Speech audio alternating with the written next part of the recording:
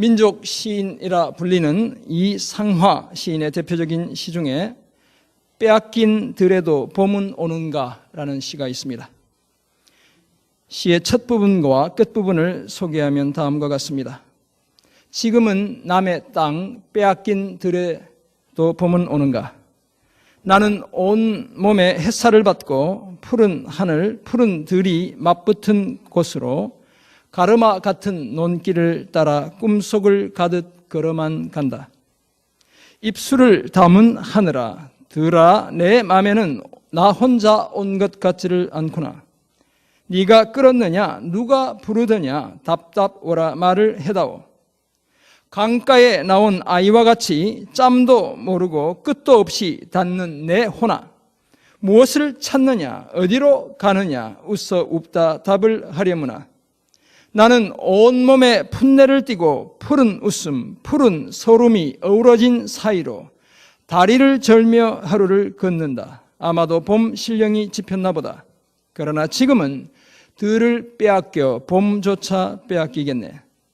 일본의 식민지배로 인해 들, 곧 조국을 빼앗겨 그 들 속에서 피어나던 찬란한 봄마저 빼앗긴 안타까운 조국의 현실을 노래한 시입니다. 그래서 지금은 들은 물론 해마다 때가 되면 들을 다채롭게 장식하던 봄조차 빼앗기겠다며 시를 마무리합니다.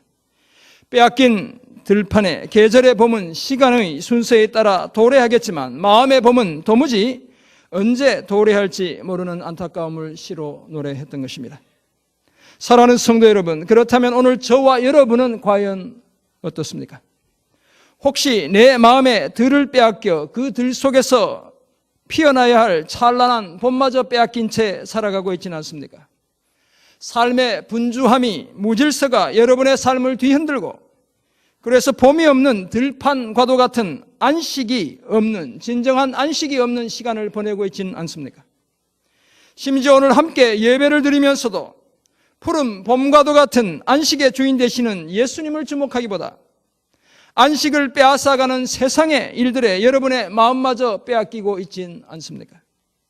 만약 우리가 이러하다면 오늘 우리는 어디에서 그 무엇을 통해 진정한 안식을 누릴 수 있을까요? 빼앗긴 우리 영혼의 들판에 안식의 봄은 과연 찾아오기라도 하는 것일까요? 오늘 보면 마가복음 3장 1절에서 6절은 선을 행하고 생명을 살리는 진정한 안식은 역설적이게도 안식일의 주인 되시는 예수님의 죽음을 통해 성취된다고 말씀합니다. 또한 영혼의 들판에서 이미 오래전에 빼앗겨버린 참된 안식을 예수님을 향해 손을 내미는 우리의 믿음의 결단을 통해 되찾을 수 있다고 말씀하고 있습니다. 이와 같은 사실을 말씀하는 오늘 본문 마가복음 3장 1절에서 6절을 통해 우리는 안식과 관련된 다음과 같은 몇 가지 사실을 발견합니다. 먼저 예수님에 대한 무관심이 우리의 삶에서 안식을 빼앗아 가버린다는 것입니다. 둘째, 예수님에 대한 참된 믿음이 우리의 삶의 안식을 회복시킨다는 것입니다. 그리고 끝으로 진정한 안식은 안식의 주인 되시는 예수 그리스도의 죽음을 통해 성취된다는 것입니다.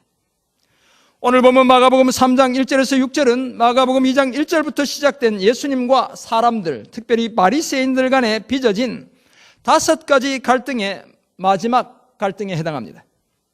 예수님은 가버나움에서 중풍병자를 고치셨습니다. 2장 1절에서 12절의 그것을 말씀하고 이어서 세리마태의 집에서는 식사의 교제를 죄인들과 함께 세리들과 함께 나누셨습니다. 2장 18절 이하에서는 금식 논쟁을 벌이셨고 그리고 지난주에 보았지만 안식일에 미리삭을 잘라먹는 제자들이 잘라먹는 사건에 이어 오늘 본문 안식일에 손 마른 자를 고쳐주시는 사건에 이르게 됩니다. 이 5가지 이야기들은 하나같이 복음을 전하고 복음적인 삶을 산다는 것은 늘 저항과 적대감을 불러일으킬 수밖에 없다는 사실을 보여줍니다. 예수님은 말씀을 가르치고 생명을 살리는 선한 일을 하셨지만 사람들은 예수님을 신성모독자로 여겼습니다. 세리와 죄인의 친구로 간주했습니다. 금식과 같은 종교적 관습과 전통을 거부하는 자로 여겼고 그리고 안식일을 범하는 자로 생각했습니다. 그것도 모자라 이제는 서로 경원시하던 바리새인들과 헤롯 당원들이 공모해서 힘을 합쳐 예수님을 죽여야겠다는 생각까지 하게 되었습니다. 사실 금식 문제로 논쟁이 벌어질 때 예수님은 이미 신랑을 빼앗기는 그날 곧 자신의 죽음을 이미 내다보고 계셨습니다. 2장 20절이 바로 그 사실을 말씀합니다. 그렇다면 반복되는 이런 갈등 구조 속에서 자신이 점점 더 죽음으로 내몰리고 있다는 사실을 예수님 자신도 잘 알고 계셨던 것입니다. 그러나 예수님은 우리의 영혼의 들판에 봄과도 같은 안식을 회복시키시기 위해 자신의 죽음마저 마다하지 않으셨던 것입니다. 이런 이해를 바탕으로 오늘 본문을 보면 하루는 예수님이 안식일에 다시 회당에 들어갔습니다. 1절이 말씀하고 있습니다. 사실 회당은 예수님이 그 당시에 다른 랍비들처럼 선생님들처럼 하나님의 말씀을 가르치기 위해 사람들에게 가르치기 위해 자주 찾아가셨던 곳입니다. 1장 20절에도 예수님이 사람들을 가르치는 장면이 기록되어 있습니다. 그곳에서 가르치실 때 손이 마른 사람이 눈에 띄었습니다. 아마도 손이 뻣뻣하고 모양도 이상해 보였을 것입니다. 그리고 그 자리에는 사람들, 곧 서기관과 바리새인들이 아주 가까이 있으면서 예수님을 고발할 거리를 찾기 위해 눈을 부릅뜨고 있었습니다. 예수님께서는 이 사실을 다 아시고서도 오히려 공개적으로 손 마른 사람을 회중들 한가운데 일으켜 세우셨습니다. 그리고는 도무지 대답할 수 없는 질문 하나를 사람들에게 던졌습니다. 왜냐하면 그 질문에 대한 대답을 하게 되면 저들이 자기 모순에 빠지게 되기 때문에 그 질문에 대답을 할 수 없었던 것입니다. 그 질문이 4절에 기록되어 있습니다. 안식일에 선을 행하는 것과 악을 행하는 것, 생명을 구하는 것과 죽이는 것, 어느 것이 더 옳으냐는 것이었습니다. 당연히 손 마른 사람을 고치는 선을 행하고 죽어가는 생명을 구하는 것이 더 옳은 일, 곧 더 적절한, 더 합당한 일이었지만 그들은 그것이 더 옳은 일이라고 대답할 수가 없었던 것입니다. 왜냐하면 그렇게 되면 안식일을 범하는 예수님을 책잡기 위해 감시하고 있는 자신들의 행위가 스스로 옳지 않다는 것을 인정하는 것과도 같은 것이었기 때문입니다. 사실 그들은 안식일에 선을 행하고 생명을 구하기보다 오히려 악을 행하고 생명을 죽이고 있었기 때문이었습니다.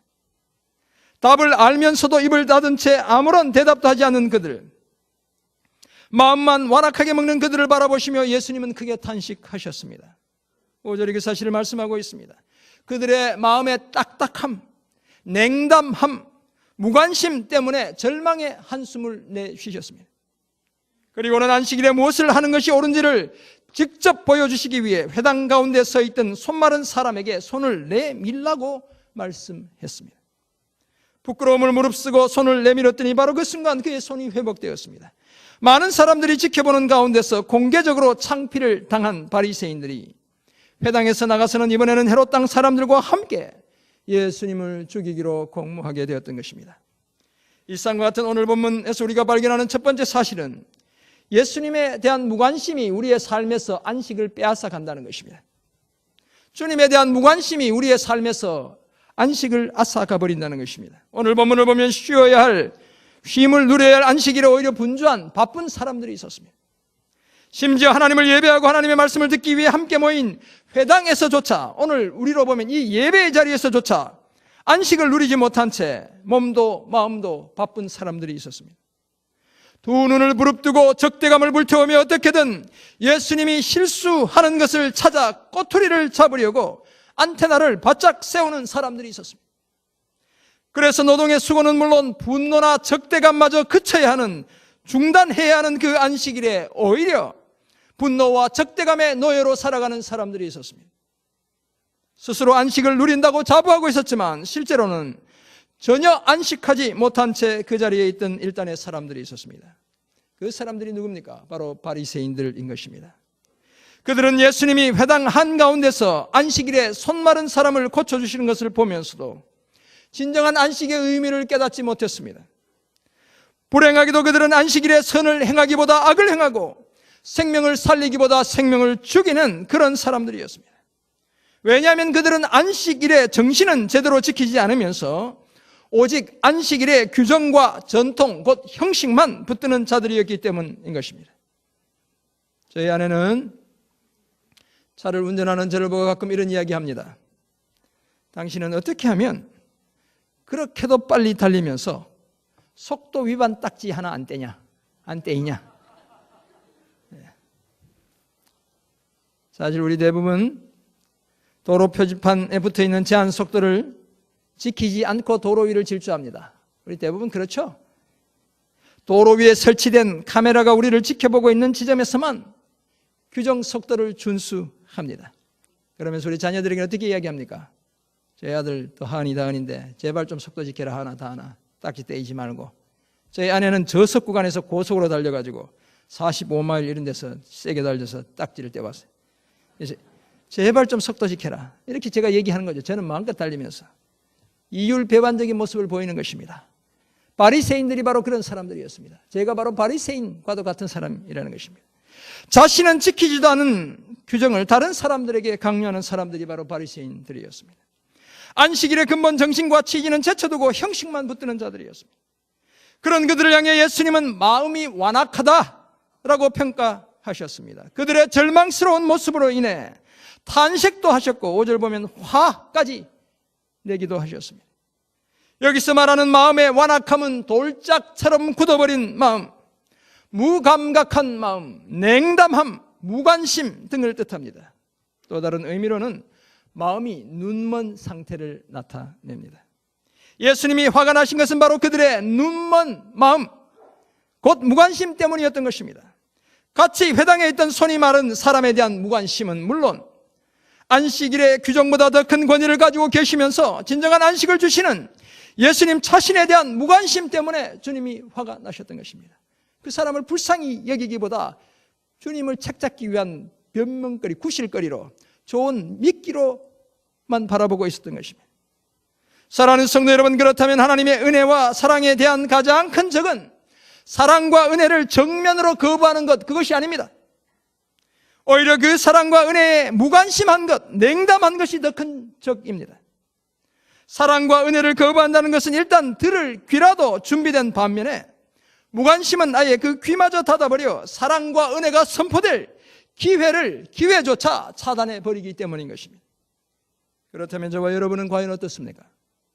아직도 예수님에 대해 무감각, 무관심, 냉담함으로 일관하고 있지는 않습니까? 이 주일에도 마음의 평화를 빼앗긴 채 여전히 원망과 미움의 벽을 더 높게 쌓고 있지는 않습니까? 그래서 오히려 이 주일이 이 예배하는 자리가 더 바쁜 시간이 되고 있진 않습니까? 주님의 날에 하나님을 예배하는 이 날에 여러분이 진정한 안식을 누리기 원한다면 안식일의 주인 되시는 예수님께 그 예수님의 사랑과 은혜에 저와 여러분의 최고의 관심을 보여드려야 합니다. 그래야 우리가 빼앗긴 영혼의 안식을 회복할 수 있습니다. 빼앗긴 우리 영혼의 들판에도 다시 생명력이 넘쳐나는 안식의 봄이 찾아올 수 있습니다. 우리 각자의 삶의 자리에서 우리의 도움이 필요한 이웃과 안식의 주인 되시는 예수님에 대한 관심, 그 주목을 통해 진정한 안식을 회복하는 저와 여러분 모두가 되기를 간절히 소원합니다.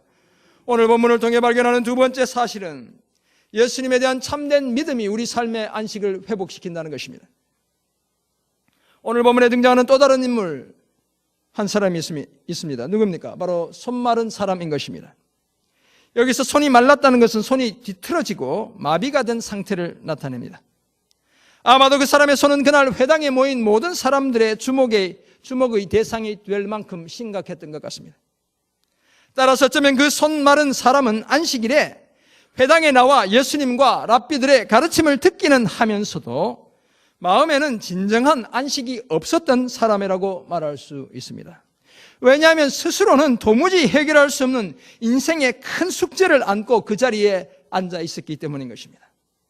그렇다면 오늘 함께 예배를 드리는 우리 중에도 다 벗어버리지 못한 마음의 무거운 짐을, 큰 짐을 안고 이곳에 앉아 계신 분이 있다면 어쩌면 그런 분들은 오늘 본문에 등장하는 손 마른 사람과 비슷한 처지에 놓여 있는 분이다라고 말씀드릴 수 있습니다. 그렇게 눈에 띄는 손 마른 사람이었기에 바리새인들은 예수님을 물고 늘어질 한 건을 건질 것 같은 기대를 하고 있었습니다. 예수님께서 바리새인들의 그런 의도를 다 아시고는 오히려 그 손 마른 사람을 회당 한가운데 사람들이 다 주목하여 보는 그곳에 일으켜 세우셨습니다. 그 사람이 예수님께 고쳐달라고 부탁도 하지 않았지만 예수님이 먼저 그에게 회당 한가운데로 와서 거기에 서라는 것이었습니다. 많은 사람들이 자신을 주목하게 될 그 자리에 서는 것이 그 사람의 입장에서 보면 창피하긴 했지만 그래도 거기까지는 참을만 했습니다. 왜냐하면 소문을 들었던 것처럼 혹시 자신에게도 예수님 때문에 좋은 일이 일어날지도 모른다는 기대를 하고 있었기 때문인 것입니다. 그런데 예수님이 회당에 있던 사람들에게 몇 마디 말씀을 하신 후에 대뜸 그 사람에게 뭐라고 이야기하고 있습니까? 5절 보면 내 손을 내밀라고 이야기하는 것입니다. 손을 내밀라는 것입니다. 병고침을 받았다 이것도 아니고 손을 내밀라라고 말씀하는 것입니다. 숨기고 싶은 자신의 마르고 비틀어진 손을 사람들이 주목하여 보는 그 자리에서 쭉 뻗어 내밀어 보라는 것이었습니다. 다시 말해서 자신의 치부를, 그 부끄러움을 사람들 앞에 공개적으로 드러내 보이라고 주님이 요청했던 것입니다. 그렇다면 부끄러운 것을 우리는 다 숨기려고 하죠. 인간의 본성과 반대되는 행동을 하라고 주님이 요구하신 것이었습니다. 손 마른 사람의 입장에서 보면 아마도 그 순간 많은 생각이 뇌리를 스쳐 지나갔을 것입니다. 괜히 손을 불쑥 내밀었다가 옷으로 이렇게 덮여있던 손이 불쑥 내밀면 마른 손이 다 드러나게 돼 있잖아요. 괜히 불쑥 앞으로 내밀었다가 정상으로 회복되지 않는다면 창피도 그런 창피는 이만저만이 아니었을 것입니다. 사람들이 어떻게 손 말랐을까 하는까지 이렇게 생각해서 쑥 다 보여주고 안 고쳐지면 얼마나 창피했겠어요. 그러나 그는 결단했습니다. 예수님을 믿기로 결단했습니다. 예수님을 전적으로 의지하기로 결단했습니다. 그래서 자신의 마른 손을 모든 사람이 주목하여 보도록 내밀었던 것입니다. 그런데 바로 그때 놀라운 일이 일어났습니다. 손을 내미는 것과 동시에 그의 손이 완전히 정상으로 돌아왔습니다. 예수님께서 전혀 그 사람의 손을 잡아주지도 않았는데 고침을 받았다고 말씀조차 하지 않았는데 그 손이 고침을 받게 되었습니다. 바로 직전까지만 해도 안식을 빼앗긴 채 그곳에 있었지만 이제는 참된 안식을 얻게 되었습니다. 그저 믿는 마음으로 손을 내미는 결단만 했을 뿐인데 안식의 주인 되시는 예수님에게서 나오는 진정한 안식을 이 사람이 경험하게 되었습니다. 사랑하는 성도 여러분, 그렇다면 지금 저와 여러분이 당장 예수님 앞에 내밀어야 할 마르고 비틀어진 손, 그 부끄러운 손, 그 연약한 손은 과연 무엇입니까? 아직도 예수님 앞에 다 드러내지 못한 여러분의 치부는 과연 무엇입니까? 여전히 해결받지 못한 채 소가리를 하고 있는 여러분의 고질적인 문제는 과연 무엇입니까? 오랫동안 외롭게 씨름해온 여러분의 그 연약함은 과연 무엇입니까? 오늘 이 시간 그 부끄러움을, 그 연약함을 안식일의 주인 되시는 자신의 죽음을 통해 우리에게 진정한 안식을 주시는 예수님께 드러내어야 합니다. 왜냐하면 우리의 부끄러움을 예수님 앞에 드러내 보이기만 해도 온전한 치유와 회복, 진정한 안식을 우리가 경험할 수 있기 때문인 것입니다. 이 확신 가지고 우리 각자가 가진 부끄러움을 예수님 앞에 드러내어 빼앗긴 영혼의 몸을 회복하는 저와 여러분 모두가 되시길 간절히 소원합니다.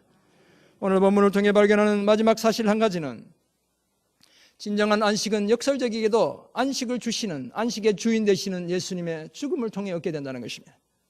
이게 기독교의 사실 역설인 것입니다. 오늘 보면 6절을 보면 안식일의 회당에서 그것도 모든 사람이 주목하여 보는 그 한가운데서 손 마른 사람을 고쳐주신, 생명을 살리신, 병을 고쳐주신 이 사건은 예수님을 죽음으로 한 걸음 더 가까이 이끌게 되었습니다.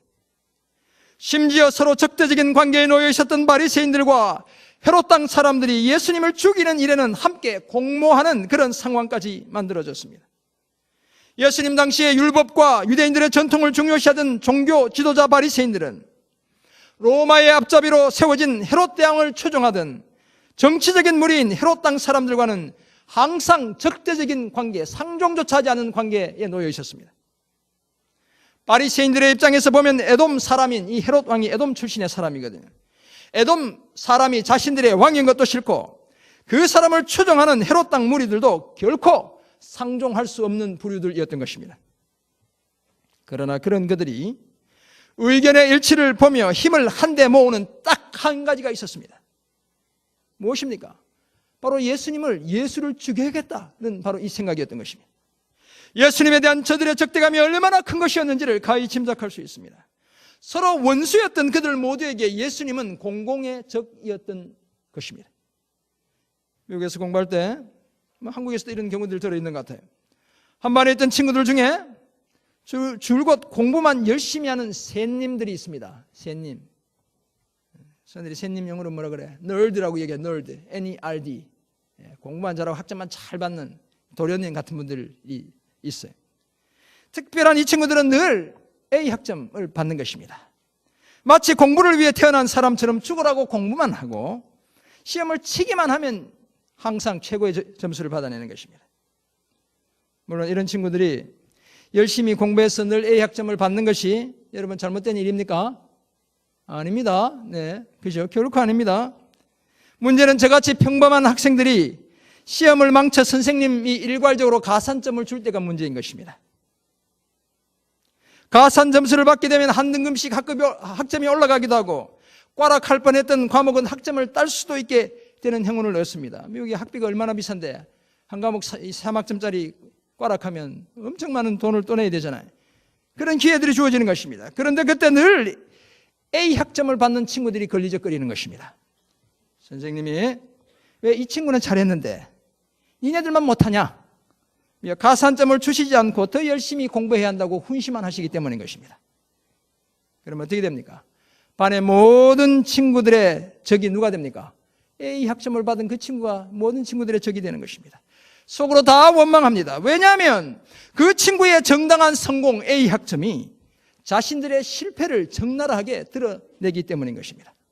그런데 사랑하는 여러분, 때로 예수님께서 늘 성실하게 공부만 하고 학점은 언제나 최고로 받는 그런 샌님과도 같았습니다. 주님을 이렇게 모독해도 되나라고 이야기하겠지만 제 얘기를 들어보면 아십니다.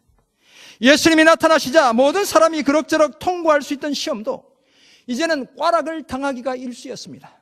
과거에는 다 통과했는데 이제는 못 통과하는 거예요. 다시 말해서 공부 잘하시는 예수님이 가산점 제도를 다 엉망으로 만들어버렸다는 것입니다. 예수님이 나타나셔서 하나님의 기준을 드러내시자 바리새인들과 서기관들 그리고 헤롯 당원들은 자신들이 거기에 못 미쳐도 한참 못 미친다는 사실을 발견하게 되었습니다. 그러면 보통 사람 같으면 어떻게 해야 돼요? 내가 열심히 공부해야지, 고쳐야지, 자신의 부족함을 보충하려 해야 하지만 그러나 저들은 어떻게 했습니까? 예수님을 죽여야겠다 이렇게 생각했던 것입니다.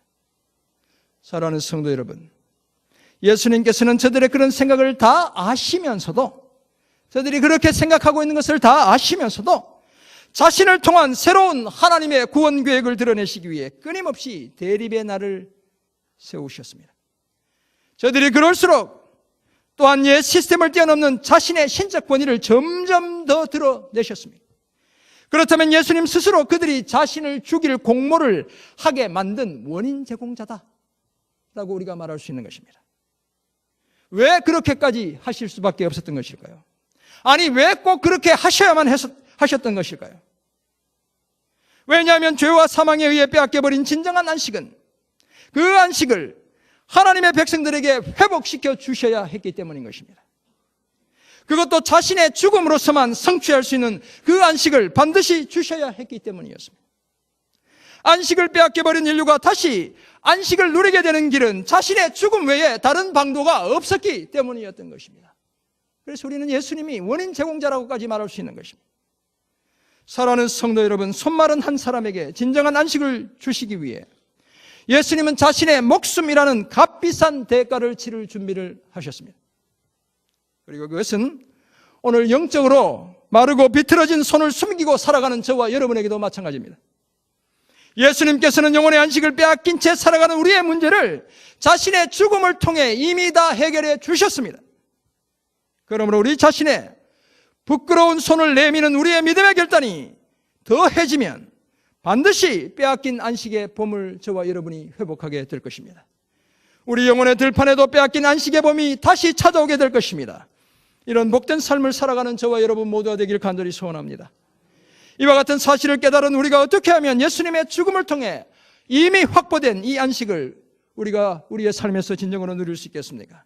오늘은 세 가지 아니고 두 가지 아니고 한 가지만 적용점을 제시하려고 합니다.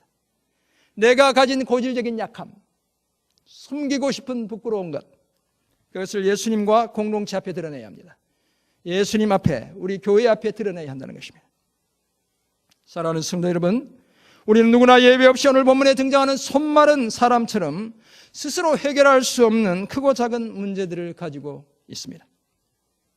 그것이 육체적인 것이든 성격의 문제이든 정서적인 것이든 관계에서 비롯된 것이든 영적인 것이든 우리가 그 문제를 부끄러워하며 계속 숨기거나 문제가 있음에도 계속 무감각하게 행동한다면 우리의 삶에 진정한 안식이 찾아올 기회를 놓친 채 살아가는 것입니다. 그러므로 그것이 어떤 것이든 그 문제를 주님 앞에 가지고 가야 합니다. 그리고 당당하게 주님 앞에 그 문제를 보여드려야 합니다. 자랑스러울 건 없지만 용기를 내어 대담하게 드러내야 한다는 것입니다.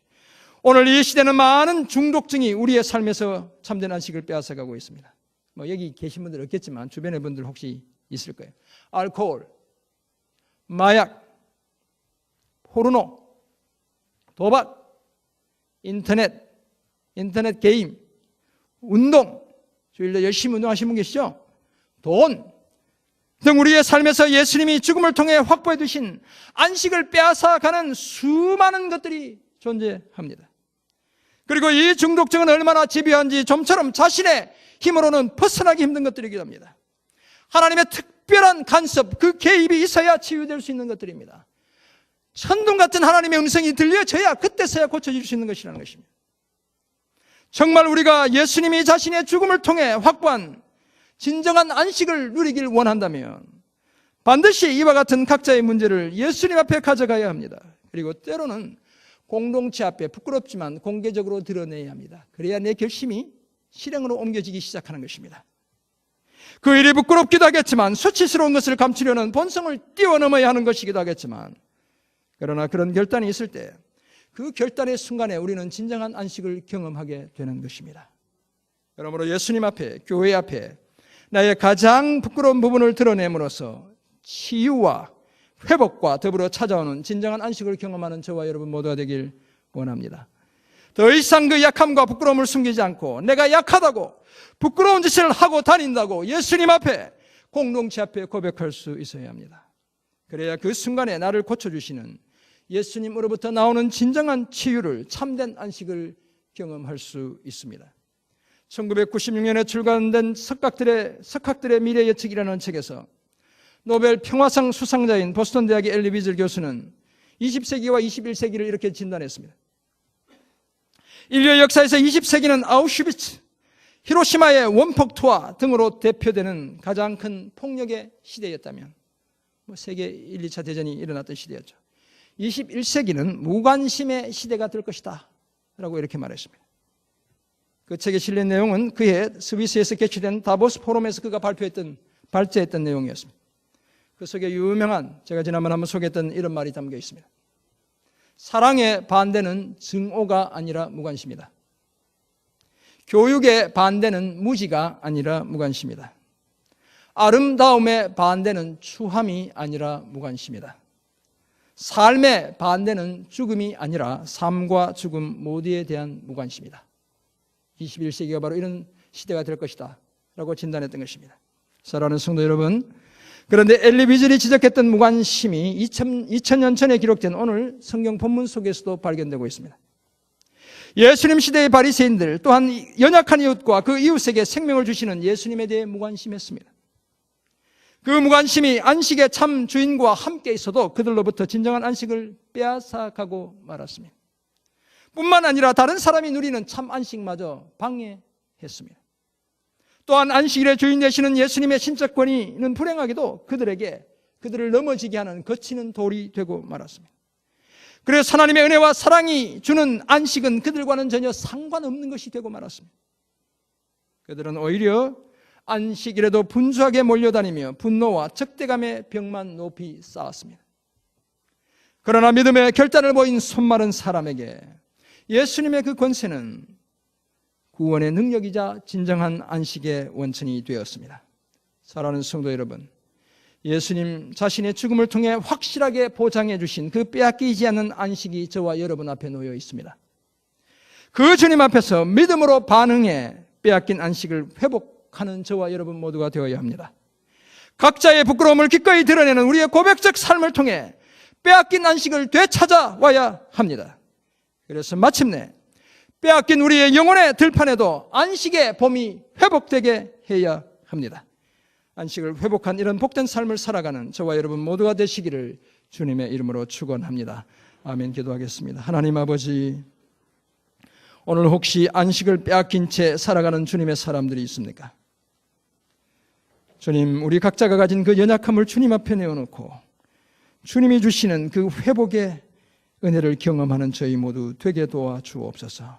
우리의 연약한 지체들과 안식의 주인 되시는 주님을 바라보므로 우리 영혼의 들판에 안식의 봄이 회복되는 놀라운 은혜와 축복 허락해 주옵소서. 감사드리며 살아계신 예수 그리스도의 이름으로 기도드립니다. 아멘.